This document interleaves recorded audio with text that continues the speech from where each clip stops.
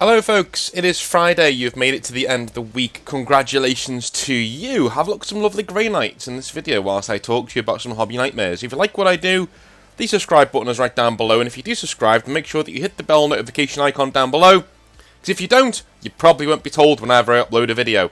Today is going to be a rather long hobby nightmares video, all treat for you, because a lot of the stories that I get don't quite fit into any of the themes that we're going for during the week, because obviously I like to organise these so I keep my sanity as I'm reading them out, because some of them can be quite grim.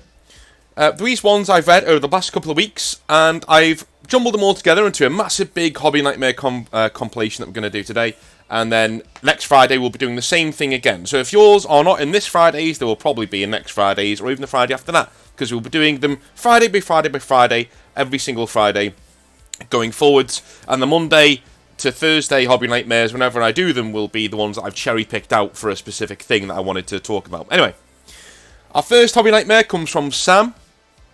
He says, "Dear Sir Northern of the North," okay, "coming to you from Newcastle." Oh god, top man. "Love your videos, sorry for the long story." And here we go. But long stories are fine on Fridays. "I've recently left this Dungeons and Dragons campaign as I felt like I wasn't included, and some other spicy thing happened later down the line." Oh, I hope I get to hear about both. "I played a goofy guy, a wizard, merchant, greedy goblin, something different than a human fighter, you know what I mean? Over the course of the sessions, everybody has their own story going on, which defeats the purpose of being a party together. And from an outside perspective, which shouldn't be from a party member anyway, seems like everyone bar me and a dwarf had a little seasoning of main character syndrome. Always trying to be the one that's the most interesting and have the best story. The DM loved to subtly support this, having lengthy convocations and one-to-one role-playing sessions with NPCs and the party member. The longest being 2 hours. Oh my god. At that stage, why don't you just join an amateur theatre group and have done with it? Just, you know. At that stage, you're literally ruining everybody's time. Everyone has to stop and listen to your, you know, Mary Sue and why they're so amazing and why they get to be so powerful at everything. But anyway.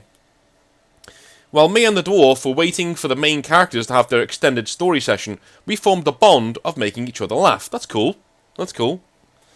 Although I was very excited to hear it was my time to shine in the side quest, where I get a power boost. Yeah, here's the thing, man. Here's the thing.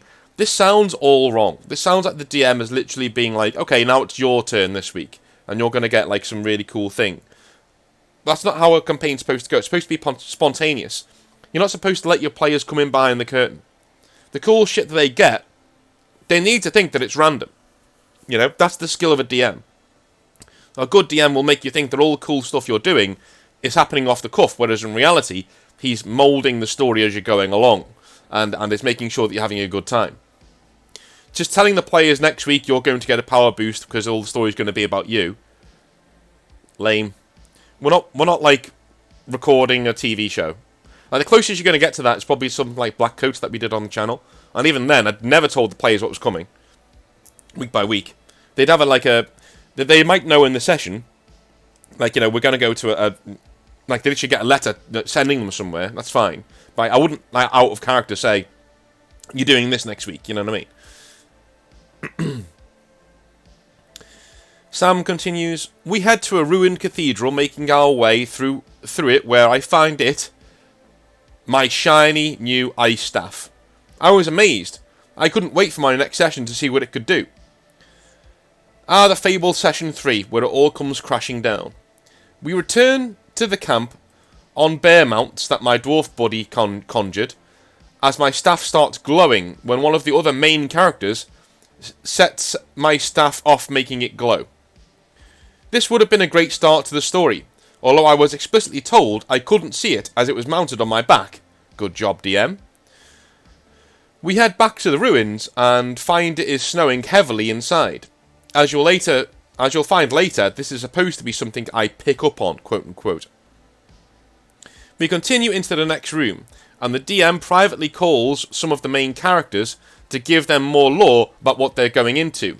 Keep in mind, this is my little time in the sunlight we're supposed to be experiencing here. This continues for a total of an hour and a half. Again, waiting with my dwarf friend. Oh, fuck this dude, man. No, get this DM out of there. Like, this is some absolute bullshit. Then returning, we continue through until we each reach the same place I found my shiny staff. And we all roll perception. I roll the highest, and notice this ring. Assuming it's part of my story, I rush to put it on. And one of the main guys comes in with, "Goblin, that's my ring, I need it." As I'm trying to get into my story. Just as I'm trying to get into my story. Then they go and discuss more of his story, and I call it and head to bed. Only to be messaged several times to get back on call to have my narrative updated. Rushing back to my laptop, I get on call and have a quick 5-minute talk to then be tossed aside and go to bed, assuming they end the session there and then. This is where it gets very spicy. I wake up to a few messages in the Discord chat saying I had been unanimously voted to be killed off without my consent or my presence. And would you like to know why? Because of the staff I acquired in my little shred of lore, safe to say I was very pissed. Had said I'm not dealing with anyone's shit and left. This is when I found out that the DM had planned to kick me anyway, as I hadn't picked up on the subtle hints my character wouldn't know, or were just descriptions of the environment. Glad I'm not wasting any time there anymore with those wankers, and everybody clapped, you know, things like that. Right, there's my DM horror story. Bye bye, Mr. North. Cheers, man. Yeah, that sounds pretty shitty. I'm not gonna lie. That is, but these are the things, right? Like, that's why I don't like online role playing that much. You know, I know I do it for the channel every now and again because I've got no other choice. If I'm going to play with you guys, that's the only way I'm going to get to do it most of the time. But I'm not really a big fan of online role playing. Never have been. I think it's very, very, very easy to get things wrong or to not pick up on social cues or body language or things like that. Maybe that DM would have picked up on that if you were just sitting there, but it sounds to me like he was oblivious and he was a bit of a twat who just wanted to run his own theatre group. So, one thing I will say, if you do experience anything like that at the table, doing anything like this, like DMing or being in another group, a role-playing group, whatever, just leave. Just leave. As soon as you get a whiff that it isn't for you, leave. Because these are hobbies that take a long time to get into and do. And if you're going to waste time, I'd rather you wasted a little bit and left, rather than sitting there for hours and only to be met with this kind of outcome, you know? Anyway, Gene says, "So I'd like to start by saying I enjoy your videos, and ask that if you use these, please just refer to me as Joker." Well, here's the thing, guys. If it needs to be right at the start, right in a headline before I start reading it. Or I'm going to read it out. I'm going to copy and paste it over and read it out. It needs to be right at the start of the video, right? Sorry, of the message, saying, you know, name, and then what your name is. Saying it 2 or 3 lines into the thing is not going to work. I'm going to read it out, okay? So I'll refer to you as Joker from now on, but, you know, it needs to be right at the top. Right at the top. In fact, you know what? I'm not going to read this, because this might be a story that he doesn't want me to talk about. So in future, I'll leave this go for a couple of weeks, and then I'll come back to it as Joker's story. But please, if you're going to send me stuff, make sure that right at the top, if you want me to call you something else, either name yourself that, right? Or say, you know, please refer to me as this in the first line. Literally, the first line. Okay? Don't lead with your name and then, you know, give me an alias after that. Anyway, Matt says, "Hi Northern Exile, hope you're keeping well. This is my first email to you, and I thought I would share a rather humorous game of Warhammer 40k dating back to 7th edition I have had the luxury of being involved in, okay? I'd been in the hobby for a number of years, after a long hiatus dating back to 3rd edition. Fun fact, 3rd edition was Northern Exile's first edition of Warhammer. Of Warhammer 40k, anyway. I had only a small fledgling Space Marine army at the time, but left it aside when I went to university. Yeah, you don't really pull many women with Warhammer. I came back into the hobby at the very end of 5th edition, and fully engrossed in my hobby by the time 6th edition was well underway. Given I was in a stable job, fairly well paid, and had a fair amount of free time, much to the chagrin of my now wife, I enjoyed getting in as many games as I could at this time. Excellent. This is beautifully written so far, thank you. At the time, I generally played tank-heavy armies with some gun emplacements, a couple of flyers, and infantry support. For this game in particular, at 2,000 points, I had 2 Vindicators, a Storm Raven with Stern Guard inside, with a Box Nort, various infantry devastators, and an Aegis defense line, armed with las cannon, manned by my scout crew. Alright, some dreadnoughts in there as well. I was facing a good friend of mine from school, who brought his very knob-heavy orc force, with a couple of Dakar jets, led by the prophet of the war himself, Ghazghkull mac Uruk Thraka. Okay. Anyhow, the game was going well, with several orcs killed off by my heavy firepower and Storm Raven support. My aim was to draw the enemy in, drop off the Stern Guard in the back line, and outflank the orcs by turn 4. However, this did not go quite according to plan. Ghazghkull was leading the charge towards my scouts at the defence line, but straight across the front of my tank gun line. I decided to nope the big bad boss man with my demolition cannons and heavy las cannon support squads. He tanked every single shot. No matter what I threw at him, that should have killed him thrice over. His dice rolls saved his bacon, time and again. Even someone from another table smirked at how unusually hot the dice rolls were. Come to the second turn, Orc Ghazghkull decided to move and charge at the defence line and the scouts there. He had an 11-inch charge, which he made. He ripped them to pieces, but stayed at the good emplacement, which was now vacant. I thought he would move on, using his newfound luck to tear the Space Marines a Eugene seed. I was wrong. My third turn went as follows. Reline my tanks to fire at the knobs. Scattered way off course, no effect. The tacticals and devastators were blocked by terrain, so could not aim at Ghazghkull. I did, however, manage to glance one of the flyers with my Storm Raven, but kept my Stern Guard and Dread inside a flyer and in zooming mode. I am now going to man the gun and shoot at your Storm Raven, my friend said, at the top of his third turn. Meaning his warlord would use the las cannon array like a commando. He opened fire at the Storm Raven, penetrating it and blasting it from the sky. It scattered, landing on my first demolisher, wrecking it since it had 1 hull point left. Oh my god. The men inside the flyer died, to a single man left, the sergeant. The dreadnought was the only one unharmed. However, that baller move by his warlord managed to use a weapon worth less than 100 points, and proceeded to wipe away nearly a third of my army in one fell swoop. Usually seeing this type of action would lead to members of the gaming community in my group to either A, walk away and blame poor dice rolls, or B, sulk. I responded with a full-on guttural roar of laughter. I had never seen such a game end the way it did. He won a pretty convincing victory against a list he was pretty sure would wipe away his army quickly enough.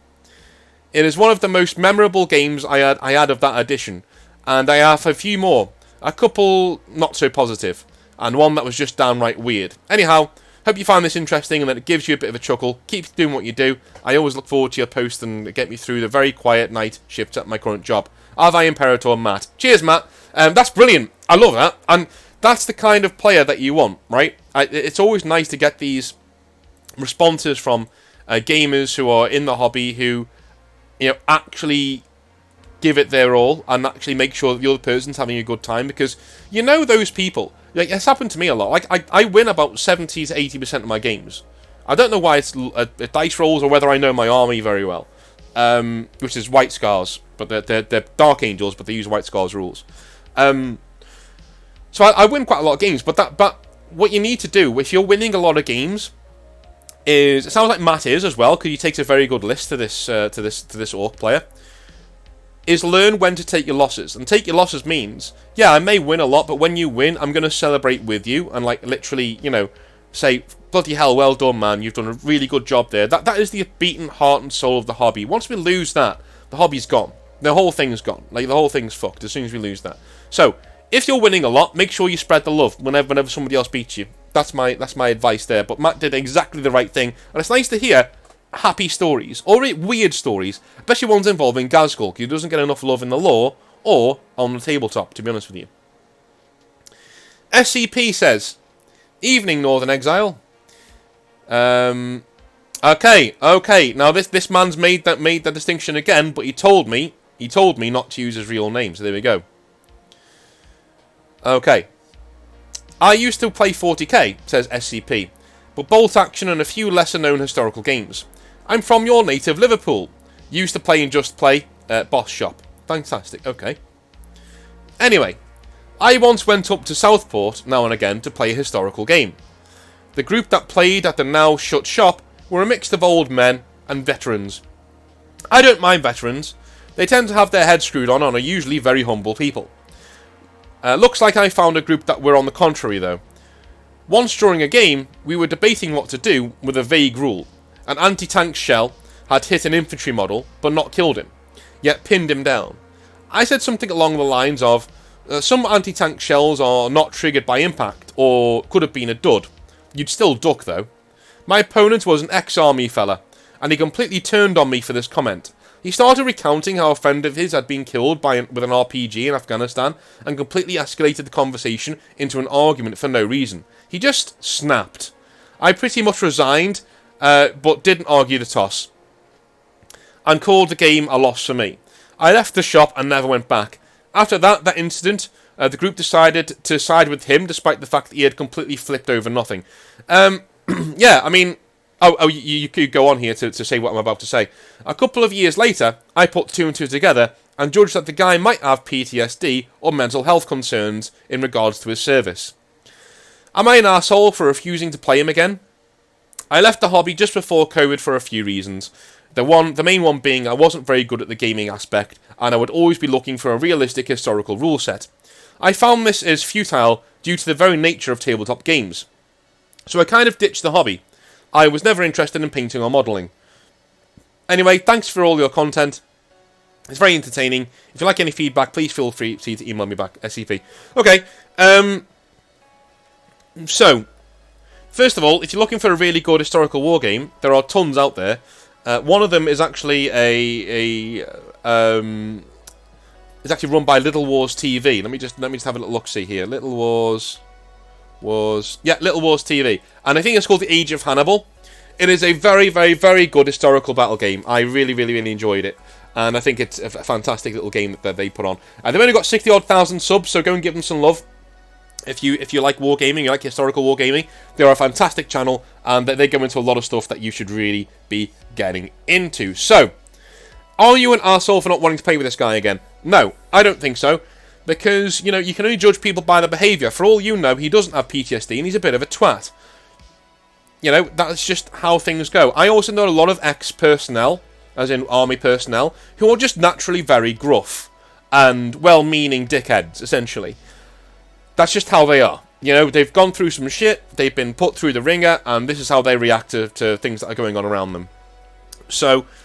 that doesn't mean that they're bad people, but I always say this about kids too. When you're in the school, people say, "Well, it's not really their fault," you know, they're just acting up because of this or because of that. No, there comes a time where you have to just sit down and say, "No, your kid's a cunt. He's a bit of a cunt, and he's brought up by cunts." So that's why, like, there is no getting away from the fact that you haven't brought this kid up well. And to a certain degree, I'm that way with soldiers too, and the Irish. Because, like, the amount of times that I've been out with soldiers, or an ex-soldier, or an Irishman, I don't know why, it just always happens. They get overly aggressive with people, they get annoyed, they start throwing the weight around, and, you know, they literally say, "Oh, sorry, you know, I was in the army, blah, blah, blah." No. There comes a time, my friend, we need to take responsibility for your own behaviour. I'm afraid you need to act like a big boy. And, you know, if you let people get away with this behaviour all of the time, they'll never stop. They'll just keep doing it and doing it. You're not helping them by letting them get away with it. What you did was the right thing, and that you walked away, said, "Look, I'm not going to play with this person anymore until I see that they've changed their ways." I bet you if you went back to that store, though, if it was still around, and that person had changed and was like, or apologised to you, then you would have played him again. No problem. But hey, you made the right decision. You walked away. And yeah, if you're in the services and you are a bit gruff, that's fine, you know, no problem. But realise that you're not normal. That is something that you need to do. Just realise you're not from a normal background, you're not from a situation that's normal. You need to let people know, if you're a bit abrasive, let people know, "I'm sorry about that, mate. I'm an ex-soldier, didn't mean to, you know, jump down your throat, or didn't mean to, like, you know..." And you know what? 9 times out of 10, the other person will go, "Oh, mate, thank you for your service. No problem. Yeah. I didn't realise that." And you bond. Hooray, But just acting like a spoilt child because you were in the army, and then not apologising and not climbing down and not realising that sometimes you're the common denominator and you're the fucking problem. That's childish, and you need to grow up. You're on Civvy Street now. I'm sorry, you're on Civvy Street. You act as the Romans do. When in Rome, it's not our job to bend over backwards to please you. You need to reintegrate into society. Like every single soldier that I know, right? I only know 3. 4 technically, but 3, because I'm many good friends with 3. They've all told me that whenever they've gone to therapy, that's what they're told. They're told, reintegrate. It's not their job to look after you, right? You need to reintegrate. You need to solve that problem yourself through therapy and things like that.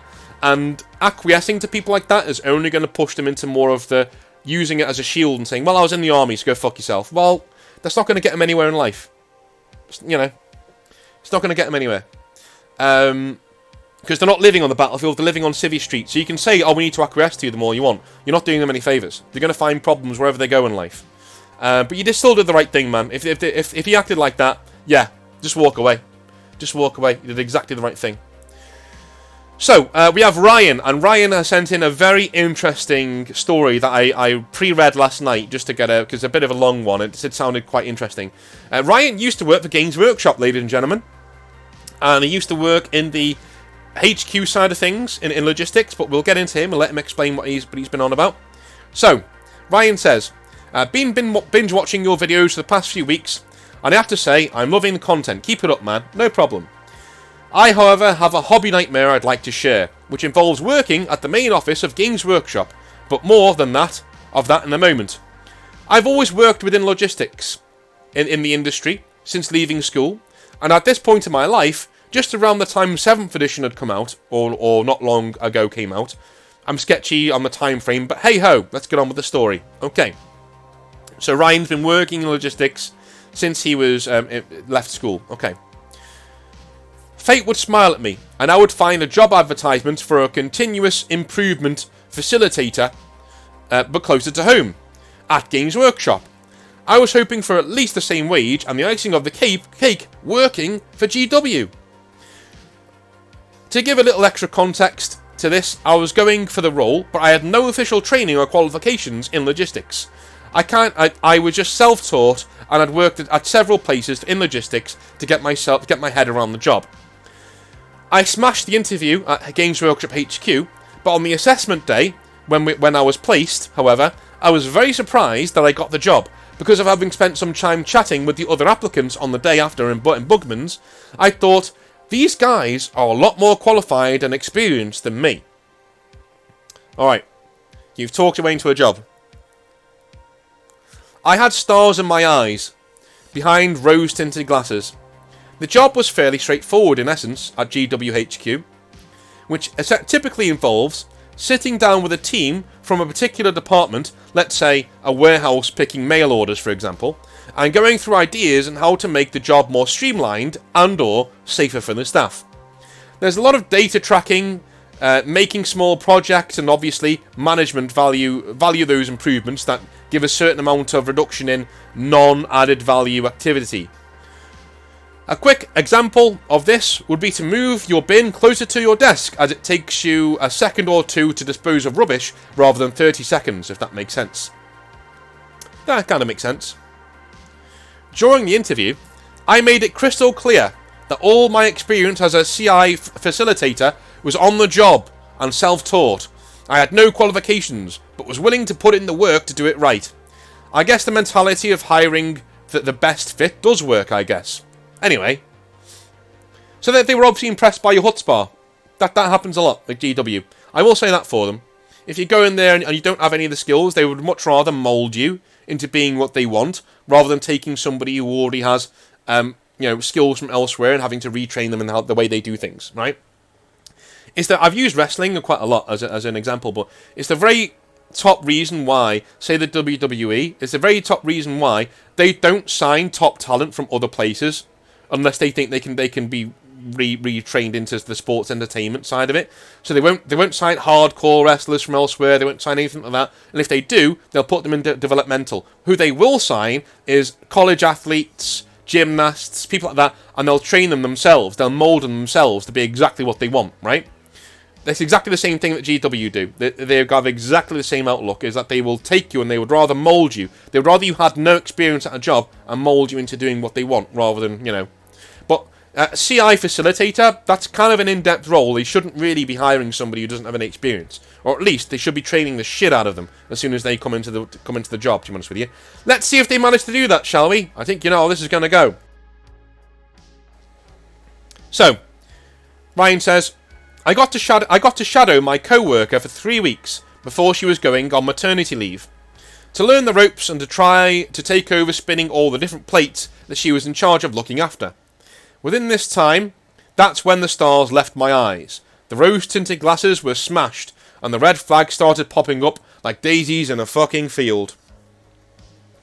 Now, my manager's idea of actual on-the-job training is to email me a bunch of PowerPoint presentations without any content or context in them, and tell me to just read through them and apply that to shadowing my co-worker. It was like reading the index of a book. All headlines, but no meat and potatoes. No reference for what any of this actually means. Wow, okay. Yeah, that's a nightmare. This is the part where you need to email him back and say, this isn't good enough, like I need more than this. But I guess you're fearful of you losing your job if you do that. So you're on probation, aren't you? So at the start of your job. Needless to say, I struggled. This went on until my co-worker went off on maternity leave. Reading these PowerPoints, attending multiple meetings each day, and no one explaining a fucking thing to me started to drive me a little bit mad. My manager and his friends, the other managers in the office, would rarely ask how things were going, and each one spent 20 to 30 minutes going through one of these PowerPoint presentations, trying to get across what they thought was simple to understand, whilst constantly referencing that this is something that they picked up at university and have implemented themselves at GW. So the only advice I got from the other managers was that they learned all of the logistics stuff at university, so I should already know it. I asked for advice, and they took that as an opportunity to brag. Oh, fuck off, you bunch of pretentious pricks. Yeah, this is something that, unfortunately, you are dealing with the old guard here. There are certain members of the old guard within GW who have attitude just like this. They will give you. I think Ryan uses the analogy later on in that they give you the equipment to make a car and then say go and make a car rather than actually giving you any sort of help or whatever. You know what I mean? It just and then they're surprised when you fail, sort of a thing. I would have one or two of those meetings each day. So you could guess I had a lot of time throughout each day, roughly 5 hours out of the 8, to go through all of the admin spreadsheets and the supposed training. Upon asking for help, I was told by my manager on more than one occasion to speak to one of the other CI guys there, as he was too busy doing his own stuff. Very nice. My 3-month probation comes around, and I get told that they are extending it for another 3 months. Yeah, that happened to me as well. That happened to me when I was a normal staff member. That they extended it by another 3 months. But I got after that I was fine. But like yeah, for the first 3 months I went in there and generally argued. So I'm surprised that my manager kept me around. It's like we shouldn't do it this way. We should do it that way. You know, that sort of a thing. And then when I started towing the party line, they were like, okay, yeah, you can stay. Obviously, says Ryan, I'm not happy. And once more, I'm effed off because the manager is telling me I'm doing really badly at my job and it's all my fault, even though I spent a maximum of 1 hour a week with someone actually showing me the ropes, but not all the stuff, just piecemeal, like I'm being drip fed everything. It was slow and tedious and meant I got very little done. Okay. The next 3 months, I'm a bit confused though because you say earlier on that each manager went through 20 to 30 minutes going through one of these PowerPoint presentations with you, but then you say that you only got 1 hour of training a week. Is that because... Alright, if that's spread over the 3 months, yeah, okay, yeah, there's only like 2 managers spread over 3 months, right, I'm with you, okay. The next 3 months don't get any better. Don't get me wrong, by this point my enthusiasm for the job was completely diminished. I'm stressed out all day, My home life sucks, as I'm on the verge of breaking up with my long-term girlfriend at the time, so some of the blame is definitely on me. Hindsight is 2020, and I'll hold my hands up for slacking in the final month of my contract. But could you blame me? My entire experience of the job up until that point was akin to giving somebody all the tools to rebuild a car engine, but not showing them how to actually do it. Yeah, I honestly can't blame you. If your life's going apart, that is something I can't blame you for. I will say this against Games Workshop. When I was having like struggles towards the end of my time there, personally as well, when I was like in deep depression, and I told people about it, they didn't give a shit. They really didn't give a shit. They couldn't have cared less. They could not have. They were pushing me towards the door. That was 6 months before I left as well. So it was only really in the final 2 months where I literally stopped trying. But like, literally for the last 6 months, I was like, guys, I need some help here. Like, I'm really struggling. I'm in a store on my own. Like, you're on my case all the time. The store's doing well, but you're still on my case. I can't do this. I'm overstressed. I'm not sleeping.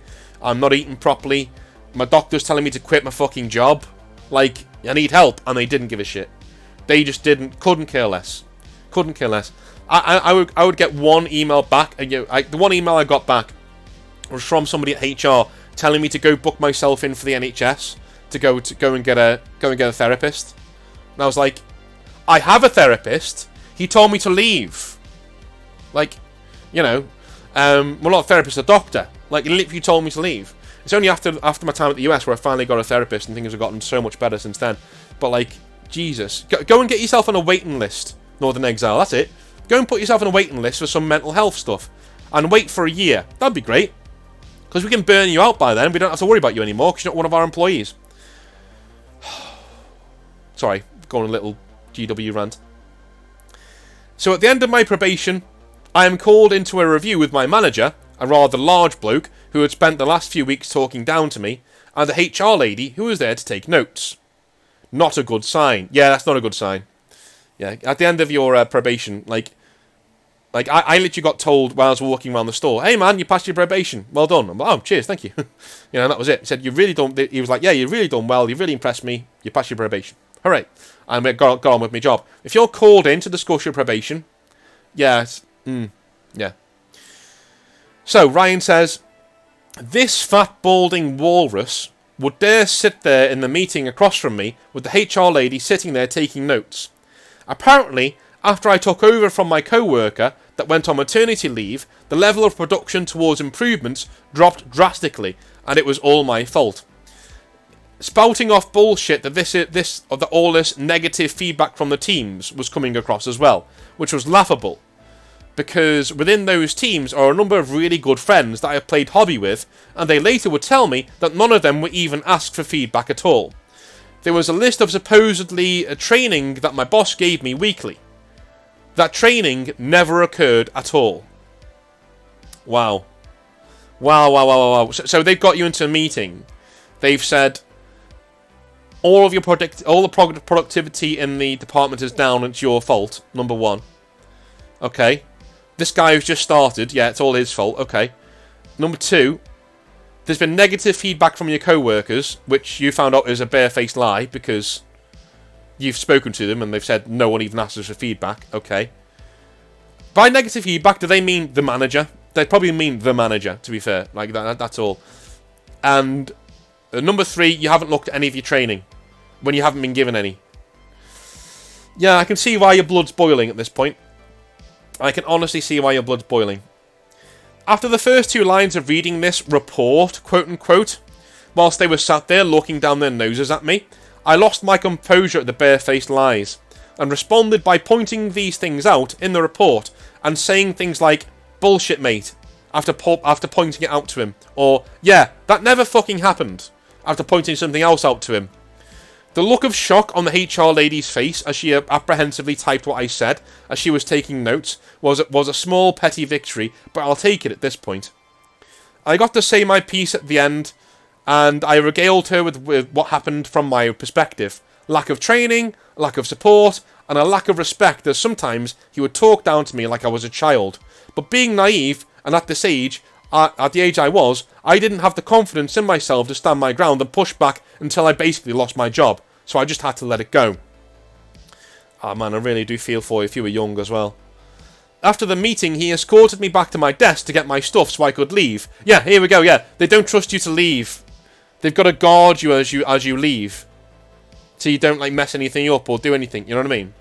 To twist a knife right at this last moment, he held his fat, sweaty hand out to me to shake while smiling, asking if there was anything he could do to do better going forwards.